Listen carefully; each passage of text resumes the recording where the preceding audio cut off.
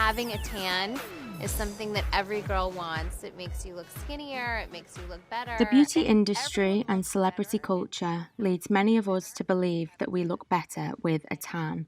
But just how dangerous is this belief? You're of that generation where it's not sexy not to have a tan. And that's a huge kickback for us because we're trying to change behaviours and people's cultures, because skin cancer is a massive, massive problem in the UK, and it's getting worse, and it's getting worse in the age group of the 15 to 34 age group. We want people to enjoy the sun. We want them to be out in the sun. It's really important people get the vitamin D, but we want them to do it safely and also understand the risks.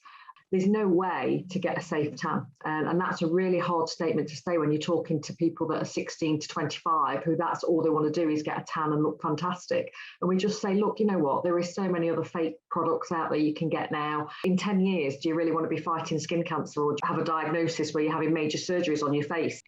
So what does Skcin do as a charity to raise awareness for skin cancer in the UK? Skcin, if anybody's wondering about the name, Skcin, the KC has significant relevance because that name stands for Karen Clifford. Karen Clifford was diagnosed with melanoma in 2003, and sadly she passed away. The family were devastated, but what they started to do was research the facts about skin cancer. How many people were getting skin cancer? Where was it coming from? How were people getting it? And what alarmed them was the statistics were going up and up and up. And the biggest statistic was that it's 90% preventable. So that's why the charity decided to focus itself. The family wanted to make sure that there was information, education and intervention strategies put in place. And we are quite unique as a charity. We are solely dedicated to education and raising awareness of skin cancer. And we do that via various different methods, via intervention programmes, via national accreditation programmes, working with schools, working with nurseries and working with the beauty industry and working with primary care and GPs. So yeah, that's Skcin in a nutshell. We're quite unique, but totally dedicated to education, intervention, and let's prevent this disease. 90%, let's work with this figure and help everybody come to that same conclusion that we can help reduce the statistics. So how can people protect themselves and reduce the risks of getting skin cancer? Majority of cases of skin cancer are caused by overexposure to UV, basically sun damage. The risks of the sun are that yes, it ages you, and yes, it can cause skin cancer. 5 simple strategies which we use a lot in our work, which is the 5 S's of sun safety. And the 5 S's stand for slip-on clothing, which is the most important, slap on a hat, slop on sun cream, seek shade, and slip on sunglasses.